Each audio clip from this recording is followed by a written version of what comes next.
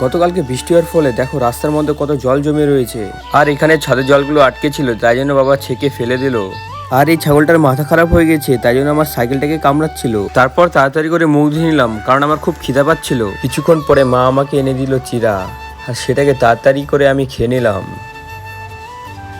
তারপর মা ছাগলগুলোকে পাঁপড় খাওয়াচ্ছিল। পেয়ারা গাছ নতুন পাতা এসেছে, তাই জন্য নতুন পাতাগুলো দেখছিলাম। তারই মাঝে একটা দেখতে পেলাম পেয়ারা, সেই জন্য লাঠি দিয়ে পেয়ারাটাকে পাড়তে শুরু করলাম।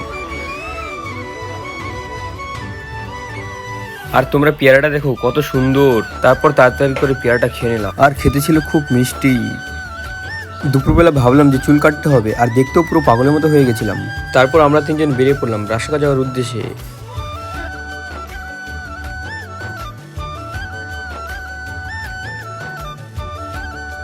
সেলুনে আসতে না আসতেই সিট পেয়ে গেলাম, আর তাড়াতাড়ি করে বসে গেলাম।